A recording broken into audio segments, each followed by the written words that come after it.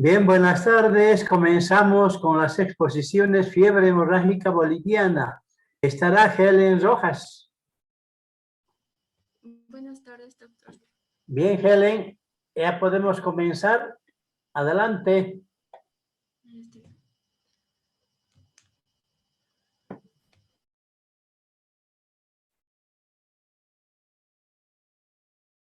Adelante, Helen. Ay, perdón, doctor, tenía desactivado el audio. Okay. La fiebre hemorrágica boliviana es una enfermedad viral que emerge en nuestro país en la década de los 50. El agente etiológico es denominado como el virus machupo. Fue aislado desde 1963. Tiene como reservorio a los ratones peridomésticos, Calomis callosus. Es este ratoncito que observamos aquí en la imagen. Estos se encuentran en los llanos del departamento de Beni, Santa Cruz, hasta en San Luis de Cáceres, de Brasil. Tiene una letalidad de un 60% y reducen un 30% con un adecuado tratamiento sintomático.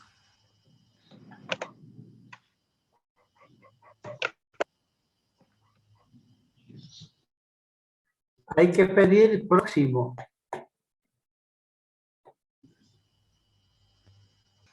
Siguiente, doctor, por favor. Ya, ahí está. Ok. En cuanto a la etiología, como bien dije, es una enfermedad zoonótica viral. También es conocido como el tifus negro. Es causado por el virus machupo. Esta es familia de la Arenaviridae, que es del género Arenavirus del Nuevo Mundo. Este tiene como reservorio a los ratones. Este virus se desarrolla una infección crónica persistente, eliminándose el virus al ambiente a través de la sangre y las excretas de estos ratones. Y la transmisión a los seres humanos se produce principalmente por la inhalación de aerosoles de partículas finas que provienen del excremento y la saliva de estos roedores. En el ciclo, la siguiente, por favor, doctor. En cuanto al ciclo, como bien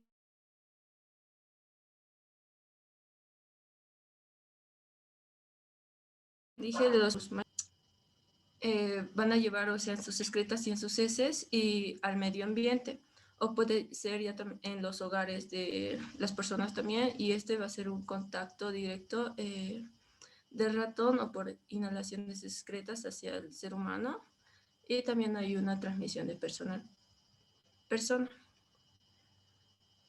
La siguiente, por favor, doctor. En cuanto a la fisiopatogenia, en las infecciones por el virus arenavirus, el paciente sufre importantes alteraciones orgánicas e incluso la muerte. Las alteraciones son de tipo hematológicas y de la hemostasia, y también renales, cardiovasculares, inmunológicas y neurológicas. La coagulación se modifica debido a la plaquetopenia por inhibición medular de etiología directamente viral. Existen múltiples estudios donde demuestran la ausencia de anticuerpos antiplaquetarios en relación con las alteraciones hemostáticas. Se ha observado una prolongación de TPKT, que es la tromboclastina. Los niveles disminuidos de los factores de complemento del 8, del 9, del 11, del 5 y del 1 miligramo, y de fibrinógeno, y una disminución leve del factor 3 y del plasminógeno. En cuanto al cuadro clínico,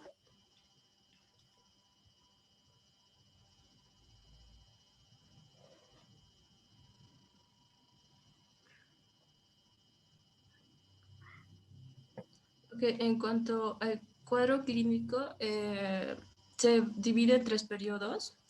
En el primer periodo de incubación dura entre 1 a 2 semanas, con un rango de entre 3 y 21 días. En el segundo periodo, que es el agudo, se extiende entre 7 a 14 días según las formas clínicas. Y en el tercer periodo de convalescencia, su duración es variable y puede oscilar entre 1 a 2 meses para la recuperación completa.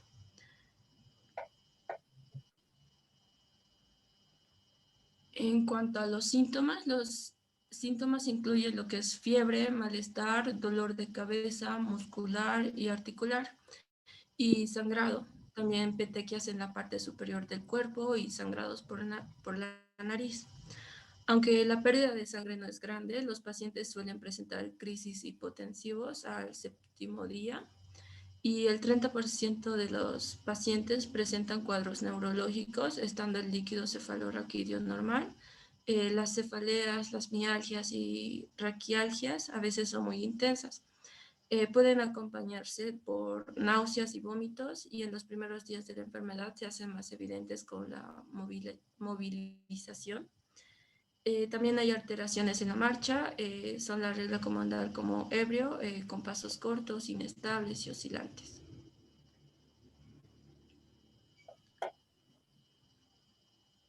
En cuanto al diagnóstico, en el diagnóstico virilógico vamos a pedir lo que es el PCR, también uno serológico, que es la determinación de las inmunoglobulinas IgM y IgG, una prueba de ELISA y la prueba de neutralización de placas.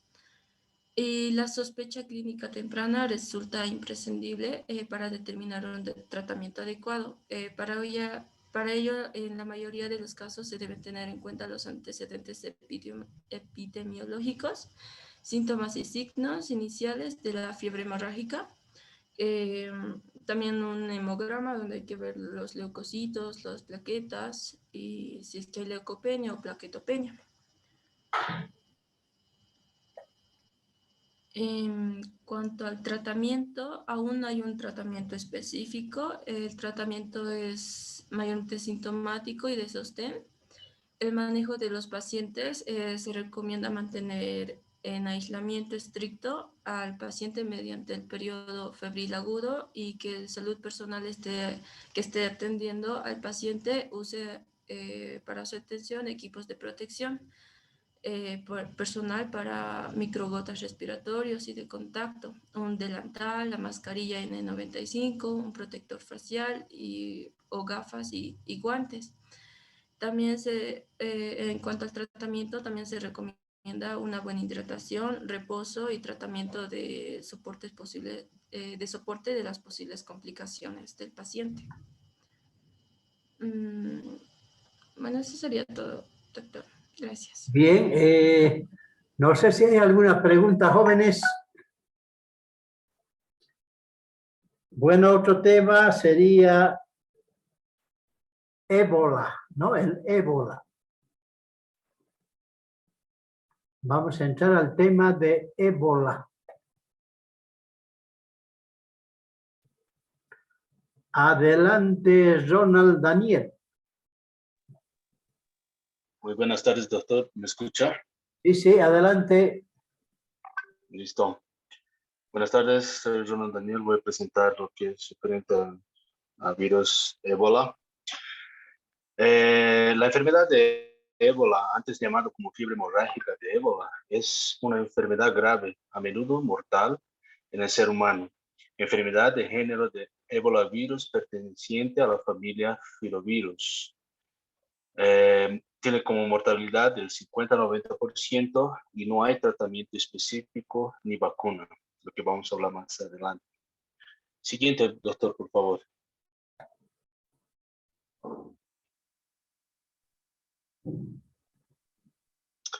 Ya, como epidemiología, el virus se detectó por primera vez en 1976 en 2 brotes simultáneos ocurridos en Zara. Ahí hay un mapa más o menos, no sé si se puede ver, si se puede identificar el país, que hoy es Sudán del Sur, y el Yambuku, República Democrática del Congo. La aldea en que se produjo el segundo de ellos está situada cerca del río Ébola, que da el nombre al virus. Los brotes de enfermedad a causa de este virus tienen una tasa de mortalidad que es de aproximadamente 50%. El próximo, doctor, por favor.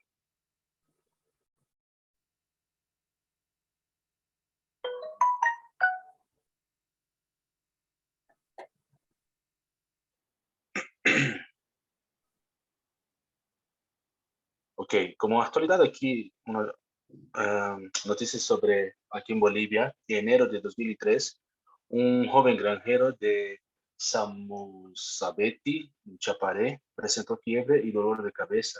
A los pocos días, el paciente de 22 años empezó a sentir molestias en músculos y articulaciones. Vómitos y hemorragias siguieron después. El médico tratante Simón Delgado hizo pruebas de dengue y fiebre amarilla, las que dieron negativo. Intrigado, envió las muestras del virus al centro para, a los Centros para el Control y la Prevención de la Enfermedad de Estados Unidos, CDC. Estos determinaron que se trataba de un nuevo tipo de arenavirus.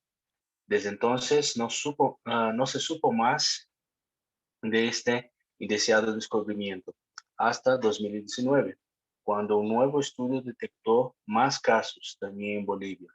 Nuestro trabajo confirmó que un joven médico residente, uno de ambulancia y uno gastroenterólogo, contrajeron el virus después de encontrarse con pacientes infectados. Y dos de estos trabajadores sanitarios fallecieron más tarde, dijo la epidemióloga Caitlin Casabón de los CDC. También uno de los pacientes perdió la vida. Aún en realidad no se trata del Ebola virus, pero sí de un virus que se identificó que es bien similar al Ebola virus. Siguiente, doctor, por favor.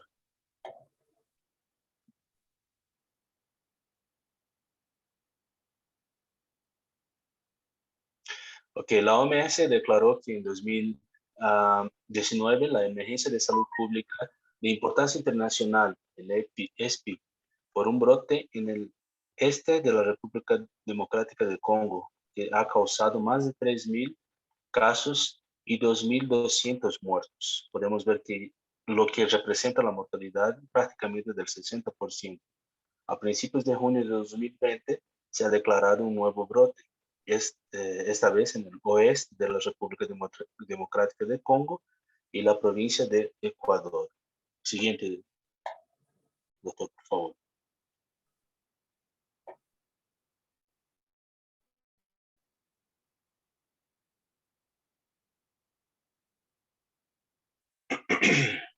Bueno, aquí como podemos ver es un mapa del noroeste de África y podemos ver en algunos países como, por ejemplo, Guinea, que tiene más de 2.000 casos y de muertes más de 1.300, que podemos ver que es más del 60% de los que se infectan mueren, ¿no?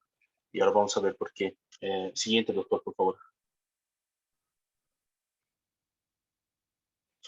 Bueno, en relación a los tipos, el género Ebola virus es junto con los géneros Marburg-virus y Cueva-virus, uno de los 3 miembros de la familia Fimoviridae, Fimelovirus. El género Ebola virus comprende en 5 especies distintas. El Ebola virus Sudán, Bundibugyo, que estos dos son asociados a los brotes que se identificaron en África, y estos 3, el Ebola virus Zaire, Redstone y Typhoid. Siguiente, doctor, por favor.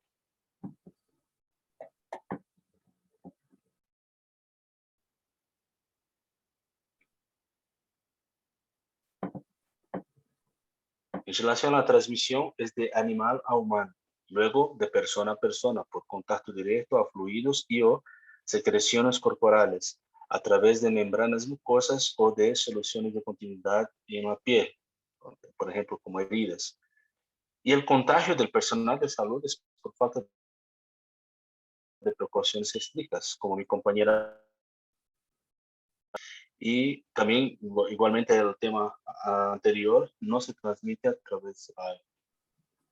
Siguiente, doctor, por favor. El reservorio, perdón. Primates no humanos como gorilas, chimpancés, monos y murciélagos. Cadena de transmisión a los humanos por contacto estrecho o manipulación. También por antílopes salváticos y puercoespines. Siguiente, doctor, por favor.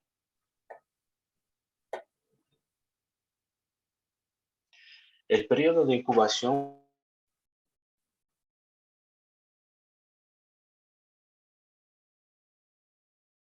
oscila entre 2 a 21 días, con el promedio de 8 a 10 días el tiempo de incubación. Siguiente, doctor, por favor. El periodo de transmisibilidad comienza en la fase febril. Transmisibilidad con las etapas del cuadro, en tanto el virus esté presente en sangre y secreciones. Cualquier persona de cualquier edad es susceptible. Siguiente, por favor, doctor.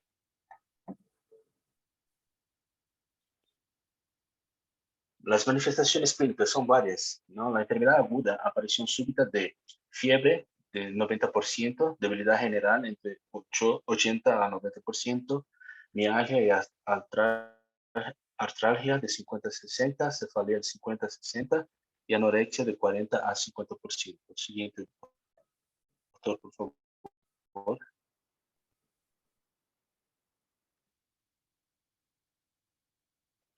Ok, siguiendo las manifestaciones clínicas, sigue de faringitis, odinofalgia, disfagia de entre 50 a 60%, dolor abdominal de 50 a 70, náuseas y vómitos 70 a 80%, diarrea de 80 a 90 y erupción maculopapular de 10 a 20%. Siguiente, doctor, por favor.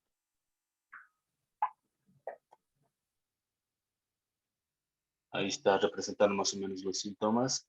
Uno más, doctor, por favor.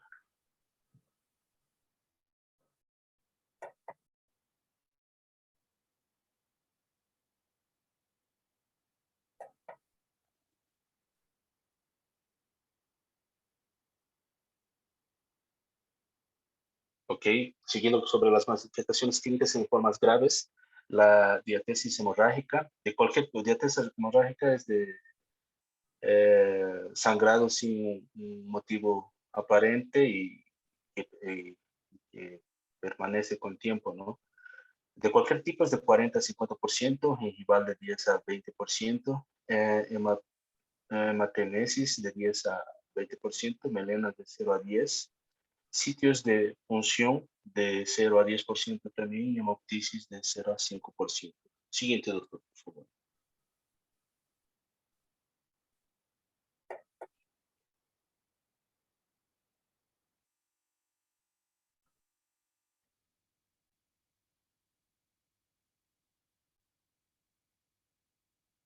Y como consecuencias de las formas graves es la insuficiencia hepática, insuficiencia renal, disfunción orgánica múltiple. Siguiente, doctor, por favor.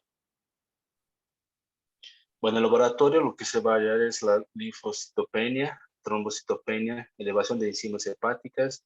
En fase de insuficiencia renal, la elevación de la urea y creatinina. Y es en recurrencia de la pérdida de líquidos, ¿no? Siguiente, doctor, por favor. Bueno, como diagnóstico diferencial es relación a la fiebre tifoidea, paludismo, shigellosis, cólera, peste, rickettsiosis, fiebre recurrente, meningitis, hepatitis y otras fiebres hemorrágicas virales. Siguiente, doctor, por favor. ¿Y cómo es el diagnóstico del laboratorio? La muestra de sangre o suero estéril se debe mantener a 4 grados centígrados. Las muestras de los pacientes suponen un peligro biológico, por lo que deben realizarse en condiciones de máxima contención biológica, guantes, antibarras, barbijo y camisolín. No sirve la muestra en periodo de incubación. Siguiente, doctor, por favor. Y para tener el diagnóstico por laboratorio se hace o ELISA, la detención de antígenos, sería el diagnóstico serológico, ¿no? Pruebas de neutralización, el PCR, y el aislamiento del virus por cultivo celular. Siguiente, doctor, por favor.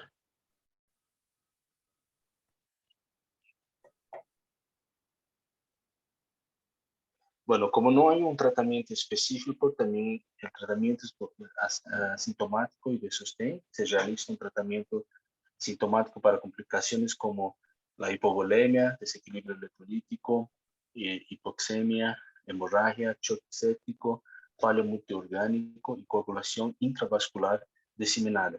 Entre los cuidados recomendados destacan represión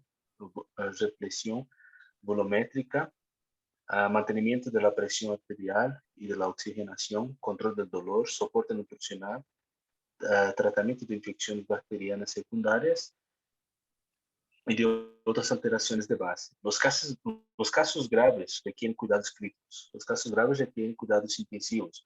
Los enfermos suelen estar deshidratados y necesitan rehidratación por vía intravenosa o oral con soluciones que contengan electrolíticos. Siguiente, doctor, por favor.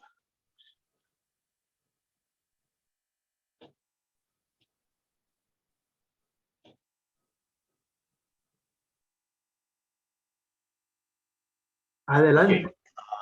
Sí. Prevención, precauciones estándares y el contacto directo con el paciente, limpieza del ambiente con pacientes sintomáticos por el ebolavirus, manejo de residuos en el ámbito hospitalario, disposición segura de los cadáveres, la vía de introducción del virus en países en el ingreso de viajeros virémicos desde zonas de transmisión activa. Es lo que está pasando hoy en relación al coronavirus, ¿no? Bolivia y también otros países vecinos cerraron las fronteras con Brasil porque el segundo brote es mucho más mortal y más contagioso, ¿no? Entonces, la misma cosa es por el Ebola virus. Si hay una situación endémica en un país, también las recomendaciones es que se cierren las fronteras para evitar que puedan transmitir, ¿no? Siguiente, doctor. Ok. Caso sospechoso. En todo paciente que haya presentado fiebre más de 38 grados y algún de los siguientes antecedentes epidemiológicos, contacto con caso confirmado de Ebola virus en los 21 días anteriores a la aparición de los síntomas, antecedentes de viaje a regiones con circulación confirmada del virus Ebola durante 21 días previos a la aparición de los síntomas y contacto directo con muestras de laboratorio recolectadas de casos sospechosos de Ebola virus durante 21 días previos a la aparición de los síntomas. Siguiente, doctor. En relación al caso confirmado, todo paciente que cumpla con la definición de caso sospechoso y presente el resultado de laboratorio positivo para el virus Ebola por medio del PCR o detención de anticuerpos IgM contra el virus Ebola. Siguiente, doctor. En caso descartado, todo paciente que cumpla con la definición del caso sospechoso y presente resultados de laboratorio negativo para el virus Ebola, PCR y la detección de anticuerpos IgM contra el Ebola virus. Siguiente.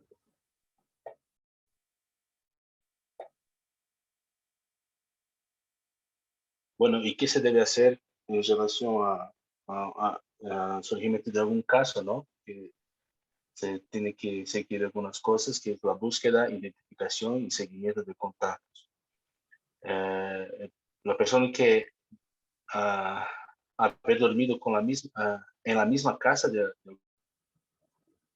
un paciente, haber tenido contacto físico directo con el paciente durante la enfermedad, haber tenido contacto físico con el cadáver, haber tenido contacto con sangre o fluidos corporales del enfermo, haber tocado vestimentas o ropa de la cama, o haber sido amamantado por una mujer enferma, niños lactantes. Esas personas tienen que ser identificadas y aisladas, ¿no? Siguiente, doctor, por favor.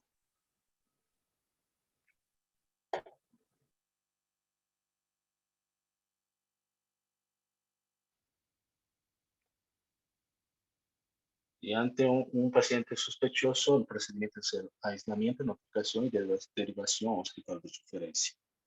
Siguiente, doctor. Es la última. Muy interesante. Bien, muchas gracias, doctores. Está bien, está bien. Muy interesante. Vamos a pasar a dengue.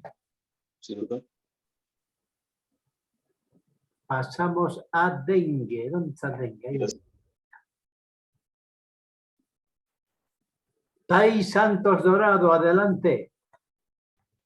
Buenas tardes, doctor. Buenas tardes, compañeros. Soy Thais Santos Dorado Sorgino. Voy a presentar sobre el dengue.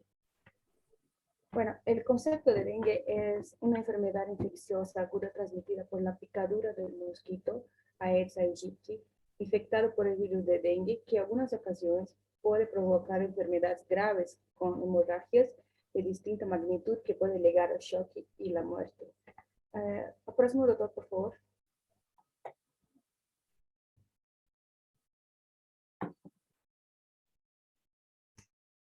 Según la OMS, donde no se llama más el dengue clásico o dengue hemorrágico. Ahora hay la clasificación que se puede llamar de dengue sin signos de alarma, dengue con signos de alarma y dengue grave. Los signos de alarma son el vómito, el edema, el dolor abdominal, irritabilidad, somnolencia y sangrado. A partir de que la persona tenga apenas uno de esos síntomas, debe ir al médico. El próximo, doctor, por favor. Thais, conecta tu micrófono, por favor. Alguien estaba haciendo interferencia. Ya está, doctor. Ok, ya. Ya, el próximo, doctor, por favor. Sí, ahí está.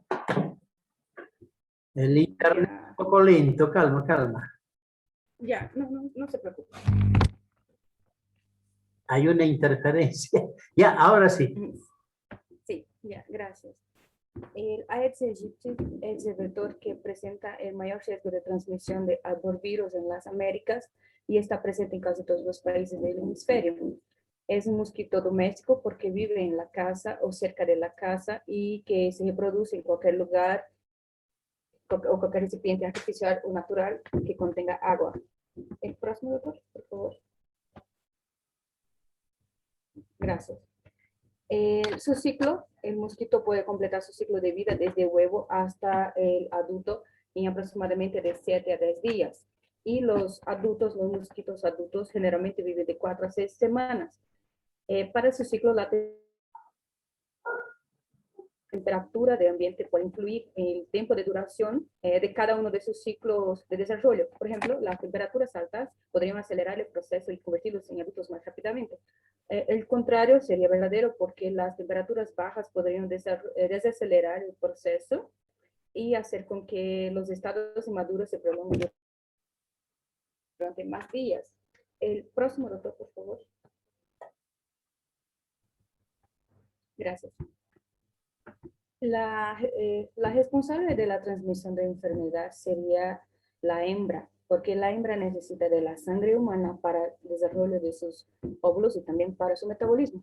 El macho no se alimenta de la sangre, el macho continúa tiene su alimentación de los néctares florales, excrementos de aves y del agua acumulada en estructuras vegetales o también de los charcos. La hembra es la que se alimenta a cada 3 o 4 días de la sangre, pero puede extraer más sangre caso no sea suficiente. Aquí vemos en esa imagen la hembra como es, la hembra es más grande y también tiene su diferencia del macho, que el macho tiene sus plumitas como sus antenas y la hembra no.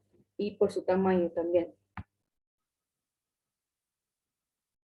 El próximo, doctor, por favor.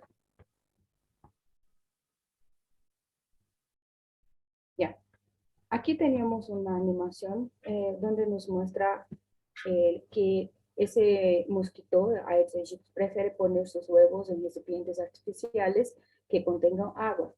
Ahí podremos ver tambores, barriles, llantas y alrededor de las casas y escuelas y también de lugares de trabajos.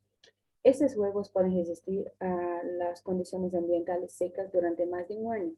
Eso es una de las estrategias más usadas de la especie para emplear, que la especie emplea, perdón, para sobrevivir y propagarse. Siguiente, doctor, por favor.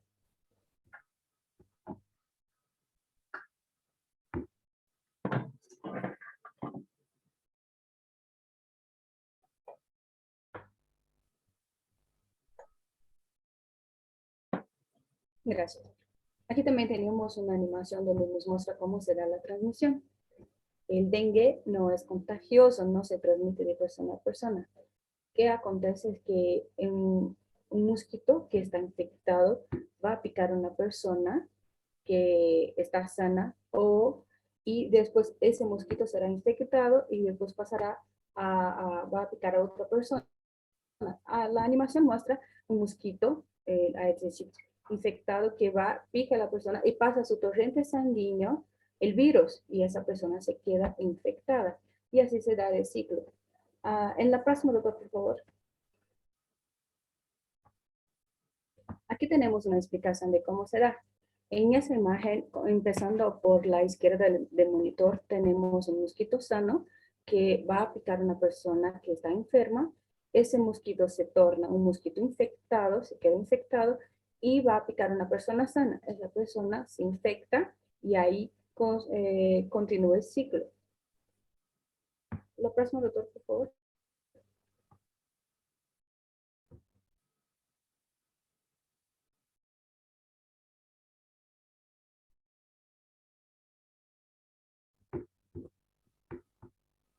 Doctor. ¿Ya está? Gracias. Ya, gracias.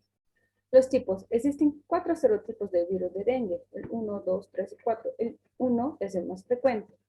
Acontece que cuando una persona se contagia por la primera vez por cualquier uno de estos 4 serotipos o del virus, adquiere el dengue con o sin síntomas, sin signos de alarma. Nunca volverá a aparecer el dengue del mismo virus, pero va a seguir expuesta a los otros serotipos. Si la persona vuelve a ser picada por un mosquito portador de uno de los 3 virus restantes, puede sufrir el dengue grave. El siguiente, doctor, por favor.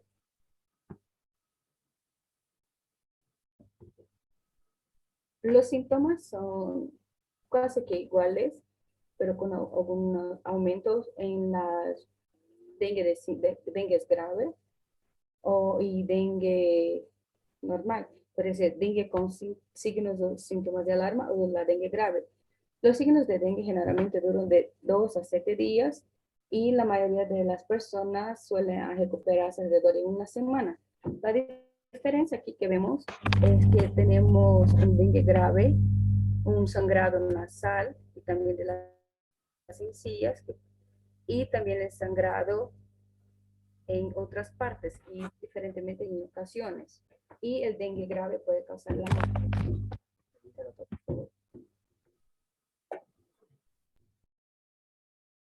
¿Qué se debe hacer cuando se presenta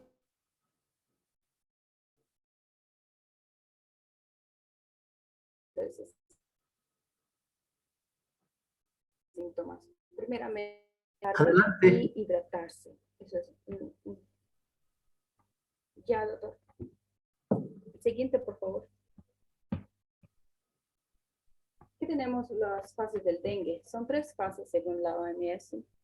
La fase febril, donde tenemos una fase de 1 a 7 días, donde mi paciente presentará fiebre, malestar, puede presentar dolor de cabeza, dolor en los ojos. Para ese paciente tiene que tener reposo, hidratación, el control de la fiebre y también puede dar a ese paciente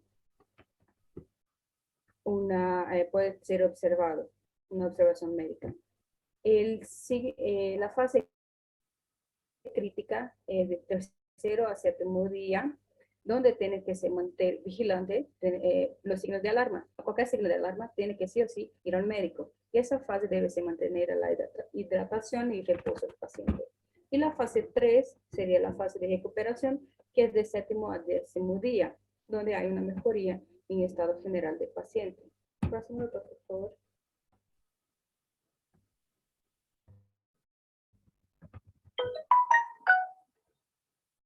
El diagnóstico.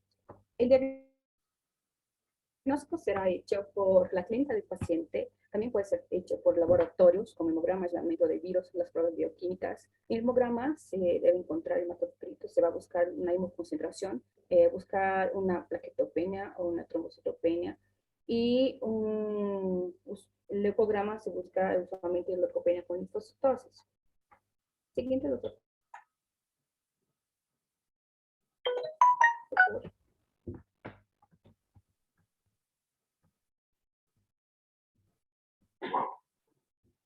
Ya, gracias.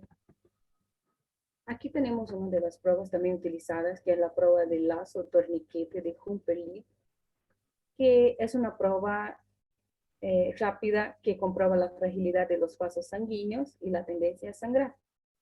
Y a menudo se realiza en caso de sospecha de dengue con síntomas de alarma o también de dengue grave. Esa es una prueba indicada por la OMS para el diagnóstico de dengue, pero puede dar resultados falsos cuando la persona está usando medicamentos, por ejemplo, como la aspirina o corticosteroide, o cuando se encuentra en la fase pre o postmenopáusica.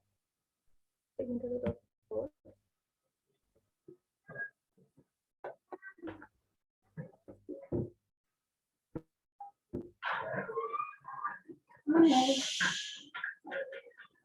Otra prueba sería la prueba rápida para diagnosticar el dengue. Esa se utiliza cada vez más porque solo necesita de 20 minutos o menos para identificar si el virus ha estado presente en el organismo y durante cuánto tiempo debido a la detección de anticuerpos como IgG y IgM.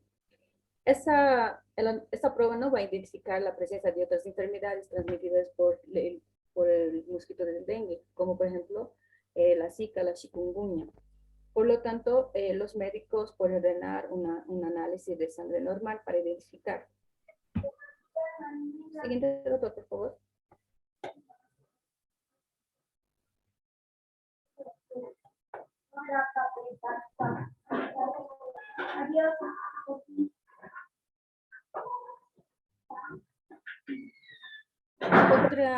Otra prueba diagnóstica sería aislamiento de virus.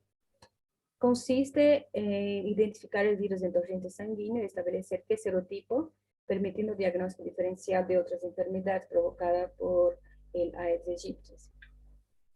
Se realiza un aislamiento mediante el análisis de una muestra de sangre que debe recorrerse tan pronto cuanto aparezcan los primeros síntomas.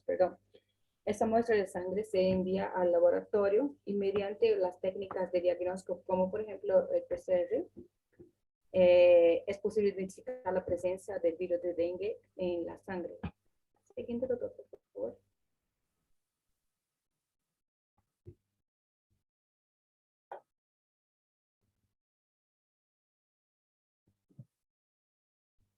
La otra prueba sería la serológica.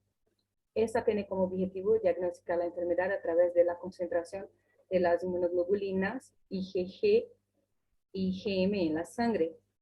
La concentración de IgG aumenta en cuanto la persona entre en contacto con el virus, y la IgG va a aumentar posteriormente. Se va a cortar